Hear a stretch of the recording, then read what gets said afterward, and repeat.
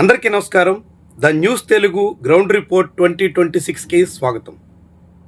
ఆంధ్రప్రదేశ్లో కూటమి ప్రభుత్వానికి 2 ఏళ్లు నిండాయి.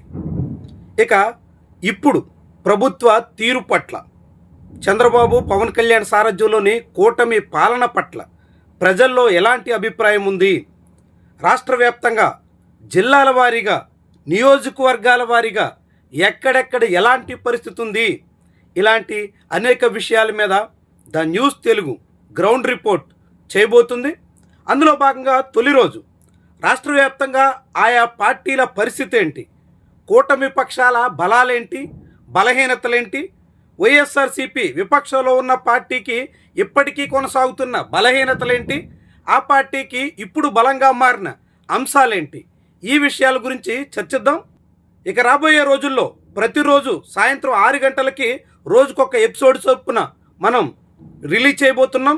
అందులో ఏ జిల్లాలో ఎలా ఉంది, రాష్ట్ర వ్యాప్తంగా ఏ పార్టీకి ఇప్పుడు ఎన్ని ఓట్లు వచ్చే ఛాన్స్ ఉంది, ఇలా అనేక విషయాలు, కులాల వారీగా మతాల వారీగా సమీకరణాలు ఎలా మారుతున్నాయి, ఏ వర్గంలో ఎలాంటి పరిస్థితి ఉంటుంది, ఇలాంటి చాలా ఇన్డెప్త్ విశ్లేషణ మీ ముందుకు తీసుకురాబోతున్నాం. ఖచ్చితంగా ఛానల్ని ఫాలో అవ్వడం, దానికి ముందు ఈ వీడియోని లైక్ చేయడం, చివరి వరకు మిస్ అవ్వకుండా చూడడం మర్చిపోవద్దు. దాంతోపాటుగా ఈ వీడియో మీద మీ అభిప్రాయాన్ని కూడా కామెంట్ రూపంలో తెలియజేయండి. మేము ప్రజెంట్ చేస్తున్నటువంటి విషయాల మీద విమర్శ చేసిన మేము చాలా ఆనందంగా స్వీకరిస్తాం, మీ అభిప్రాయాన్ని గౌరవిస్తాం. ఎటువంటి అసభ్యకర అభ్యంతర పదాలు లేకుండా ఎవరు ఏ అభిప్రాయాన్ని వ్యక్తపరిచినా దాన్ని మేము ఖచ్చితంగా ఆహ్వానిస్తాం. ఇక వీడియోలోకి వెళ్దాం.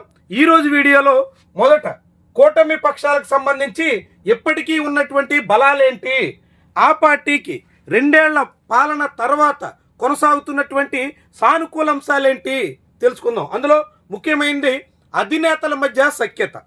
పవన్ కళ్యాణ్ చంద్రబాబు మధ్య సఖ్యత అయితే చెదిరే అవకాశం లేదు అనే సంకేతాన్ని అయితే బలంగా పంపించగలుగుతున్నారు. ఈ సంకేతాల పంపకం ద్వారా క్షేత్రస్థాయిలో విభేదాలు మరింత పెరగకుండా, ఎక్కడికక్కడ ఇరు పార్టీల మధ్య సమస్యలు పెచ్చరిల్లిపోకుండా నియంత్రించగలుగుతున్నారు. ప్రతి సందర్భంలో 15 ఏళ్ల పాటు కూటమి ఉంటుందని పవన్ కళ్యాణ్ చెప్పడం ద్వారా, పవన్ కళ్యాణ్ కూటమిలో అత్యంత కీలకమైనటువంటి నేతగా ఆయనకు ప్రత్యేక ప్రాధాన్యత ఇస్తున్నట్టుగా చంద్రబాబు, నారా లోకేష్ చెప్పడం ద్వారా ఈ కూటమిలో అధినేతల మధ్య ఉన్నటువంటి ఐక్యత కారణంగా అనేక రకాల సమస్యల్ని అణచివేయగలిగారు. లేదంటే ఆ సఖ్యతని ప్రదర్శించలేకపోతే ఇప్పటికే కూటమిలో పక్షాల మధ్య విభేదాలు తారస్థాయికి చేరేవి.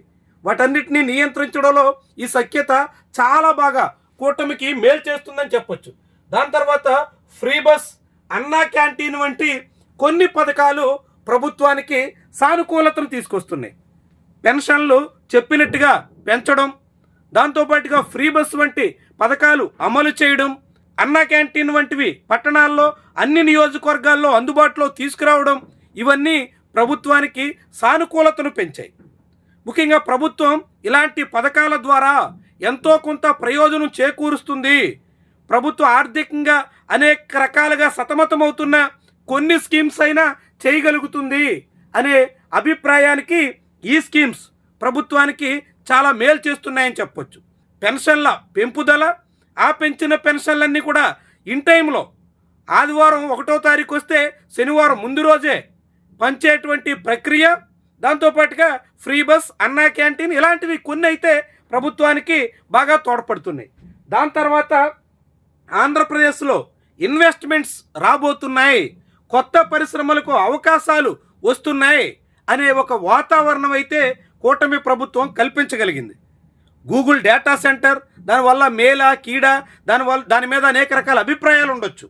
కానీ గూగుల్ డేటా సెంటర్, అదేవిధంగా ఆర్సెల్ఆర్ మిత్తల్ స్టీల్ ప్లాంట్, బీపీసీఎల్ వంటివి రాబోతున్నాయి అనేటువంటి వాతావరణం, రాయల్ ఎన్ఫీల్డ్ వాళ్ళ ఒప్పందం, ఇలాంటివన్నీ ఈ ప్రభుత్వానికి ఇన్వెస్ట్మెంట్స్ విషయంలో, కొత్త పరిశ్రమల విషయంలో, కొత్తగా ఉపాధి అవకాశాలు కల్పించేదానికి మార్గం సుగమం చేస్తున్నారు అనే వాతావరణాన్ని తీసుకురావడంలో చాలా సానుకూలత అయితే స్పష్టంగా ఉంది. తర్వాత మధ్యతరగతిలో మద్దతు ఇంకా తెలుగుదేశం పార్టీకి కొనసాగుతుంది. మిడిల్ క్లాస్, అప్పర్ మిడిల్ క్లాస్లో తెలుగుదేశం పార్టీ పట్ల, ఆ కూటమి నాయకత్వం పట్ల తెలుగుదేశం పార్టీ పాలనలో 2 ఏళ్లుగా అమలు చేస్తున్న విధానాల పట్ల ఇంకా మద్దతు అయితే కొనసాగుతోంది. దానికి అనేక కారణాలు. వైఎస్ఆర్సీపీ హయాంలో ఏదో జరిగిపోయిందనే అభిప్రాయం ఇంకా మధ్యతరగతిలో కొనసాగుతుండడం, ఇలాంటి అనేక కారణాల రీత్యా ఆ మద్దతు అయితే కూటమికి ఎప్పటికీ ఉంది. అది ప్రధానమైనటువంటి సానుకూలత. ఆ తర్వాత మీడియా, సోషల్ మీడియా ద్వారా తెలుగుదేశం పార్టీ కూటమి పక్షాలు సాగిస్తున్నటువంటి ప్రచారం చాలా ప్రయోజనకరంగా మారుతుంది. అనేక సమస్యల విషయంలో, అనేక సందర్భాల్లో ప్రత్యర్థులు చేసే దాడి మీద ఎదురుదాడికైనా, లేకుంటే డైవర్షన్ చేయడానికైనా, అసలు సమస్యలను కప్పిపుచ్చడంలోనైనా, కాకుంటే ప్రభుత్వం చేస్తున్నటువంటి ప్రయత్నాల్ని చాలా పెద్ద స్థాయిలో చూపించడంలోనైనా, ఇలా అనేక విషయాల్లో ఈ మీడియా, సోషల్ మీడియా చాలా పెద్ద ఎసెట్గా కూటమి ప్రభుత్వానికి ఇంకా కొనసాగుతున్నాయి. గ్రామ సభలు నిర్వహించడం, టీచర్ పేరెంట్ మీటింగ్స్వే గిన్నీస్ రికార్డ్ అన్నట్టుగా చెప్పుకోవడం, ఇలాంటి సాధారణ చిన్న చిన్న కార్యక్రమాలను కూడా చాలా పెద్ద స్థాయిలో కూటమి అడ్వాంటేజ్గా మార్చుకోవడంలో ఈ మీడియా క్యాంపెయిన్స్ చాలా తోడ్పడ్డాయి అని మాత్రం చెప్పొచ్చు. ఇవన్నీ బలాలైతే కూటమికి బలహీనతలు కూడా చాలా పెద్ద స్థాయిలో వెంటాడుతున్నాయి. అందులో ముఖ్యంగా రైతుల్లో తీవ్ర అసంతృప్తి పెచ్చరిల్లుతోంది. ఆంధ్రప్రదేశ్ రాష్ట్ర వ్యాప్తంగా ఏ పంట సాగు చేసినా రైతుకి గ్యారంటీ లేదు అనే కారణంతో ఇప్పుడు రైతులు తీవ్రంగా సతమతమవుతున్నారు. అలా రైతులు ఇబ్బంది పడుతున్నటువంటి వేళ ప్రభుత్వం నుంచి ఆశించిన సహకారం లేదు అనే అభిప్రాయం బలంగా ఉంది. మొక్కజొన్న నుంచి మామిడి వరకు, పొగాకు నుంచి ఆక్వా వరకు ఏ పంటలో చూసినా, ఏ సాగుదారుడైనా ఆంధ్రప్రదేశ్లో ప్రభుత్వ వైఖరి పట్ల, ప్రభుత్వ విధానాల పట్ల తీవ్రమైనటువంటి అసంతృప్తి అయితే కనిపిస్తున్నారు. ఆ తర్వాత కాపుల్లో పెరుగుతున్న అసహనం, ముఖ్యమైనటువంటి క్యాస్ట్ ఈక్వేషన్స్ రీత్యా ఆంధ్రప్రదేశ్లో కాపుల ఓట్లు అత్యంత కీలకం. గెలుపోటముల్ని ఎవరికి ఇష్టమున్నా లేకున్నా నిర్దేశించే క్యాస్ట్ కాపులు. కాపు, బలిజ, తెలగ, ఒంటరి ఇలాంటి కులాల పేరుతో ఉన్నటువంటి సమూహం 20% పైబడి ఉండడంతో చాలా పెద్ద స్థాయిలో ప్రభావితం చేస్తూ ఉంటారు. 2024 సాధారణ ఎన్నికల్లో మొత్తంగా కూటమి పక్షాన్ని నిలబడినటువంటి ఈ సమూహంలో ఇప్పుడు తీవ్ర అసహనం కనిపిస్తోంది. అందుకు చాలా కారణాలు ఉన్నాయి. అందులో ప్రధానమైనది కాపు కార్పొరేషన్కి నిధులు కేటాయించకపోవడం, కాపులకి ఈడబ్ల్యూఎస్ కోటాలో లోన్లు ఇస్తామని చెప్పినటువంటి మాట నెరవేర్చకపోవడం, కాపులకి అన్నింటా అన్యాయం జరుగుతుందనేటువంటి అభిప్రాయం బలపడుతుండడం, పవన్ కళ్యాణ్ వైఖరి, ఇలా చాలా రకాలు కలిసి కాపుల్లో అసహనం అయితే ప్రస్ఫుటంగా కనిపిస్తుంది. ఇది చాలా పెద్ద స్థాయిలో ప్రభావితం చేసే అంశంగా ఈ కూటమికి అతిపెద్ద బలహీనతగా మారే దిశలో ఉందన్న సంకేతం అయితే కనిపిస్తుంది. ఆ తర్వాత ఉద్యోగ ఉపాధ్యాయులకు సంబంధించినటువంటి హామీల్ని ప్రభుత్వం పూర్తిగా పక్కన పెట్టేసింది. పిఆర్సి ఊసే లేదు, ఐఆర్ మాటే లేదు, డిఏ ఎప్పుడొస్తుందో తెలీదు, ఇతర విషయాలన్నీ కాలయాపంతోనే గడిపేస్తుంది. 2 ఏళ్లు గడిచిన తర్వాత కూడా 2023లో ఇవ్వాల్సిన పిఆర్సి 3 ఏళ్లు నిండిపోయినా ప్రభుత్వం కమిషన్ కూడా నియమించట్లేదు. ఇలా ఉద్యోగ ఉపాధ్యాయుల సమస్యల్ని పట్టించుకోవట్లేదు అనే అభిప్రాయం బలంగా ఉంది. దాంతో దాదాపుగా రాష్ట్రంలో 10 లక్షల మంది కాంట్రాక్ట్, అవుట్సోర్సింగ్, రెగ్యులర్ ఉద్యోగ ఉపాధ్యాయుల సంఖ్య చాలా పెద్ద స్థాయిలో ప్రభావితం చేసే అంశం. అది కూటమికి గుదిబండగా మారబోయేటువంటి విషయమని కూడా మనం చెప్పొచ్చు. ఇక ఆ తర్వాత ఎమ్మెల్యేలు, మంత్రుల బరితెగింపు చాలా పెద్ద స్థాయిలో రాష్ట్ర వ్యాప్తంగా ఇష్టారాజ్యంగా కూటమిలో జనసేన, బీజేపీ, తెలుగుదేశం, ఆ పార్టీ ఈ పార్టీ అని తేడా లేకుండా అన్ని పక్షాలు వాళ్ళ ఎమ్మెల్యేలు ఇదేచ్ఛగా చెలరేగిపోతున్నారు. పరిశ్రమలను మామూళ్ళు ఇవ్వకపోతే ఉత్పత్తి కూడా చేయకుండా నిలుపుదల చేసేస్తున్నటువంటి పరిస్థితి కూటమి సర్కారులో చూస్తున్నాం. సాధారణ జనం నుంచి పారిశ్రామికవేత్తల వరకు ఎవరిని విడిచిపెట్టకుండా పెద్ద మొత్తంలో దందాలకు దిగుతున్నారు. అదే సమయంలో రౌడీ యుజాలు చాలా ఘటనలు చూసాం. ఫారెస్ట్ సిబ్బంది మీద దాడి దగ్గర నుంచి టోల్ గేట్ సిబ్బంది మీద విరుచుకుపడడం వరకు చాలా ఘటనలు యథేచ్ఛగా నడుస్తున్నాయి. ఇలాంటివన్నీ కూటమికి చాలా చాలా పెద్ద స్థాయిలో నష్టాన్ని చేకూర్చబోతున్నాయి అని మాత్రం స్పష్టంగా చెప్పొచ్చు. ఇక వీటన్నిటిలోని మించి కూటమిలో సమన్వయం కరువైంది. అధినేతల మధ్య సఖ్యత ఉంది, కానీ క్షేత్రస్థాయిలో సమన్వయం ఏ కోసానా కనిపించట్లేదు. జనసేన ఎమ్మెల్యేలు ఉన్న చోట టీడీపీకి ఏ పని జరగడం లేదని, టీడీపీ ఎమ్మెల్యేలు ఉన్న చోట అసలు జనసేన పార్టీ కార్యకర్తల్ని మనుషుల్లాగే చూడటం లేదని ఇలాంటి వాదనలు బలంగా ఉన్నాయి. అలాంటి సమస్యల్ని సమన్వయం పరిచే దిశలో ఏ కోసైనా ప్రయత్నం జరగలేదు. పిఠాపురం లాంటి చోట్ల రోడ్డెక్కి తోపులాటకి వాగ్వాదాలకి దిగే పరిస్థితి వచ్చింది. అయినా అలాంటి నియోజకవర్గాల్లో కూడా ఇప్పటికీ సఖ్యత అయితే ఏ కోసానా కనిపించింది. ఇలా రాష్ట్ర వ్యాప్తంగా అనేక నియోజకవర్గాల్లో కూటమి పక్షాల మధ్య సఖ్యత అయితే పూర్తిగా చెదిరిపోతుంది. ఇది కూటమిని ముంచేసే ఒక కీలక పరిణామంగా కూడా మారొచ్చు అని మాత్రం చెప్పొచ్చు. ఇవి కూటమికి బలాలు, బలహీనతలు. అదే సమయంలో వైఎస్ఆర్సీపీకి కూడా బలాలేంటి, బలహీనతలు ఏంటి అనేది కూడా మనం పరిశీలిద్దాం. ముఖ్యంగా బలాలు. పల్లెల్లో వైఎస్ఆర్సీపీ పుంజుకుంటోంది. 2024 కాలంతో పోలిస్తే ఇప్పుడు రైతాంగం, మహిళలు ఇలా కొన్ని వర్గాల్లో మొదలైనటువంటి ప్రభుత్వ వ్యతిరేకత వైఎస్ఆర్సీపీకి అడ్వాంటేజ్ అవుతుంది. ఆ పార్టీకి పల్లెల్లో సంప్రదాయంగా ఉన్నటువంటి ఓట్ బ్యాంక్ మరింత పెరగడానికి మార్గం సుగమం అవుతుంది. ఆ తర్వాత కేడర్లో ఉత్సాహం నింపగలిగారు. నిజానికి 11 సీట్లతో పరిమితమయ్యి ప్రతిపక్ష హోదా కూడా లేకుండా కూటమి పక్షం అనేక కేసులతో వివిధ రకాలుగా వేధించే ప్రయత్నాలు చేస్తున్న వైఎస్ఆర్సీపీ చాలా వేగంగా నిలదొక్కుందని చెప్పొచ్చు. అనేక రకాలుగా ఆ పార్టీ ఎప్పటికప్పుడు రోడ్డెక్కి ప్రభుత్వాన్ని నిలదీయడంలో ఏ సందర్భంలోనూ వెనకాడలేదు. అలా కేడర్లో రెట్టించినటువంటి ఉత్సాహాన్ని ఆ పార్టీ అధిష్టానం నింపగలిగింది. అది ఉపయోగపడింది. కేడర్ బలంగా చేజారిపోకుండా, ఎవరి దారి వాళ్ళన్నట్టుగా అటు ఇటు చెదిరిపోకుండా నిలబెట్టుకోవడంలో ఆ పార్టీ సక్సెస్ కావడం ప్రధానమైనటువంటి బలం. దాని తర్వాత ఉద్యమాలతో కొంత ఆదరణ పెరుగుతోంది. ముఖ్యంగా పీపీపీ లాంటివి వైఎస్ఆర్సీపీ తిప్పికొట్టింది. జగన్మోహన్ రెడ్డి కారణంగానే ప్రభుత్వ మెడికల్ కాలేజీలని ప్రైవేటు పరం చేసేయాలన్న చంద్రబాబు ప్రయత్నాలు నెరవేరలేదు అనే అభిప్రాయం అయితే జనాల్లో బలంగా ఉంది.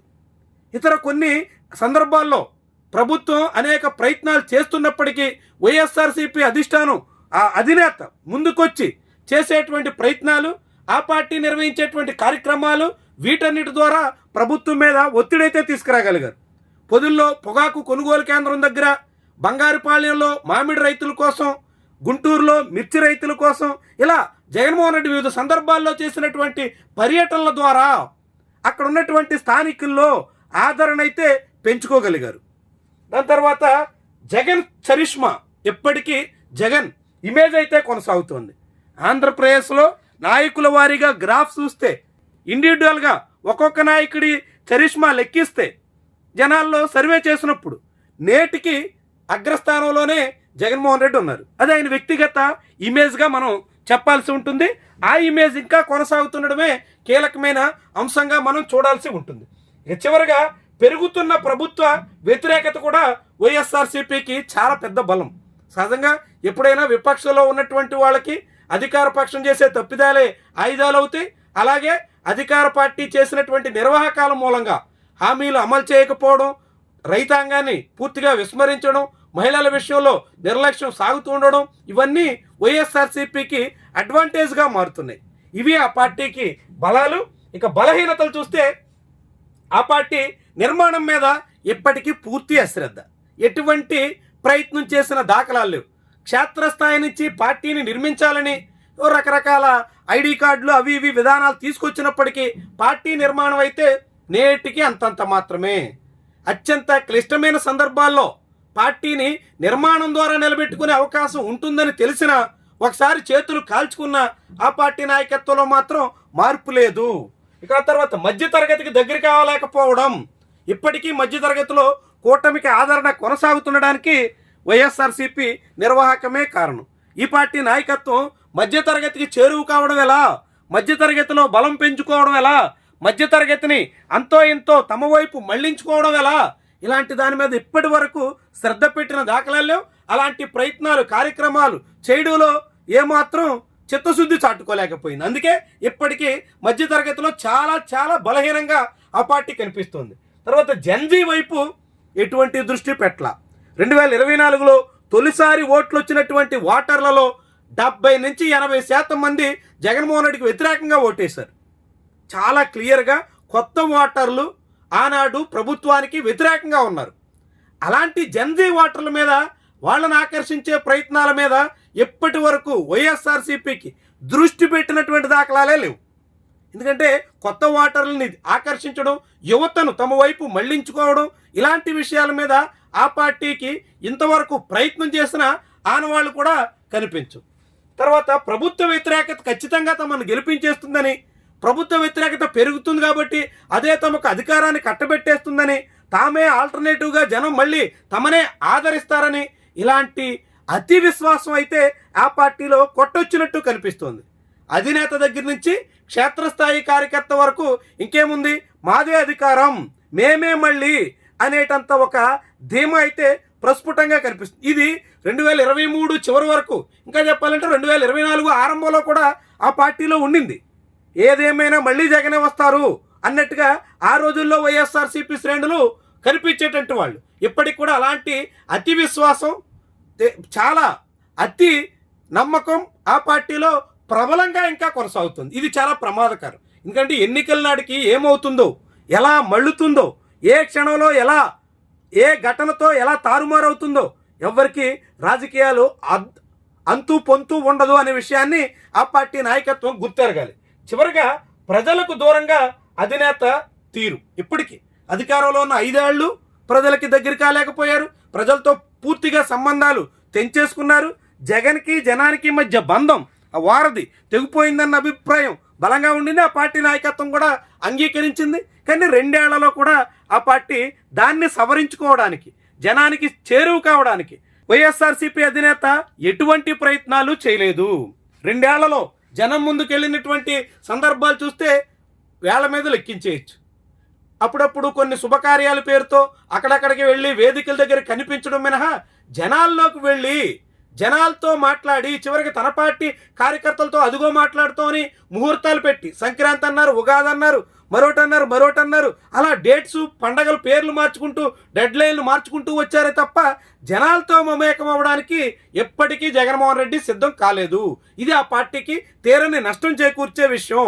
ఇంకా చెప్పాలంటే బలపడేందుకున్న అవకాశాలను కూడా వినియోగించుకోలేకపోయినటువంటి అంశం.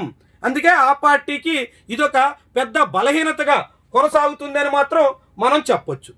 ఇలాంటి కారణాలతో ఇప్పుడు మనం చెప్పుకున్నటువంటి కూటమిలో ఉన్న అనేక రకాల బలహీనతలు, బలాలు, విపక్ష వైఎస్ఆర్సీపీలో ఉన్న బలాలు, బలహీనతలు, వీటి కారణంగా ఎప్పటికిప్పుడు ఎన్నికలు జరిగితే ఆంధ్రప్రదేశ్లో ఓట్ల శాతంలో మార్పు అయితే ప్రస్ఫుటంగా ఉంటుంది. దాని ప్రభావం సీట్ల మీద కూడా కనిపిస్తుంది. అయితే ఇప్పటికిప్పుడు ఎన్నికలు జరిగితే ఏం జరుగుతుంది అని అంటే, కూటమి, ఇదే కూటమి యాజ్ ఇట్ ఈజ్గా తెలుగుదేశం, జనసేన, బీజేపీ కలిసి పోటీ చేస్తే, మొన్నటి ఎన్నికల్లో పోటీ చేసిన రేషియోలోనే వాళ్ళ సీట్ల పంపకం జరిగితే ఇప్పుడున్నటువంటి ఓట్ల శాతం కనీసంగా 7% అయినా ఆ కూటమి కోల్పోయే దిశలో ఉంది. కనీసం 7%. ఇందాక చెప్పినట్టుగా ముఖ్యమైనటువంటి కొన్ని వర్గాల్లో రైతులు, మహిళలు, తీవ్రమైనటువంటి అనుమానంతో చూస్తున్న ఉద్యోగ ఉపాధ్యాయ వర్గాలు, ఇలాంటి సెక్షన్స్లో కనీసంగా 7% కూటమి కోల్పోబోతుంది. అంటే 56% ఓట్లు సాధించిన కూటమి ఇప్పుడు 49% పరిమితమయ్యే పరిస్థితుల్లో ఉంది. అంటే 2 ఏళ్లు నిండేసరికి 7% ఓట్లను కూటమి కోల్పోతుందంటే చాలా పెద్ద డ్యామేజ్ అన్నట్టు. గతంలో ఏ ప్రభుత్వానికి కూడా, మనం 1999లో రెండోసారి గెలిచిన చంద్రబాబు తర్వాత ఎప్పటి వరకు అంటే 2004లో వైఎస్ఆర్, 2009లో మళ్ళీ వైఎస్ఆర్, 2014లో చంద్రబాబు, 19లో జగన్మోహన్ రెడ్డి, ఇలా ఈ ప్రభుత్వాలన్నీ గడిచిన 2004 నుంచి ఇప్పటి వరకు ఏ సందర్భంలో కూడా తొలి 2 ఏళ్లలో ఏ ప్రభుత్వం మీద కూడా ఇంత వ్యతిరేకత రాలేదు. తొలిసారిగా కూటమి మీద చాలా పెద్ద స్థాయిలో వ్యతిరేకత అయితే కనిపిస్తోంది. దాని కారణంగా కూటమి 7% ఓట్లను కోల్పోయి 49%కి పరిమితం అవుతుంది. అదే సమయంలో 7% ఓట్లు పెంచుకుని సుమారుగా 46% పైబడినటువంటి స్థాయికి వైఎస్ఆర్సీపీ చేరబోతుంది. ఇప్పుడున్నటువంటి మనం చేసిన సర్వేలో అంచనాల ప్రకారంగా రాష్ట్ర వ్యాప్తంగా వివిధ వర్గాల ప్రజల నుంచి సేకరించిన డేటా సహాయంతో మనం చేసినటువంటి విశ్లేషణ ప్రకారంగా రాష్ట్రంలో 46% పైబడినటువంటి ఓట్లకు వైఎస్ఆర్సీపీ చేరుతుంది. 49% ఓట్లకు కూటమి పరిమితం కాబోతుంది. 2 ఏళ్ల పాలన తర్వాత. సో కాబట్టి వీటి ఆధారంగా ఎవరికి ఎన్ని సీట్లు రావచ్చు, ఎక్కడ రావచ్చు, ఎక్కడ తగ్గొచ్చు, ఇలాంటి విషయాలన్నీ కూడా నెక్స్ట్ ఎపిసోడ్లో మనం పరిశీలిద్దాం. Thank you very much for watching.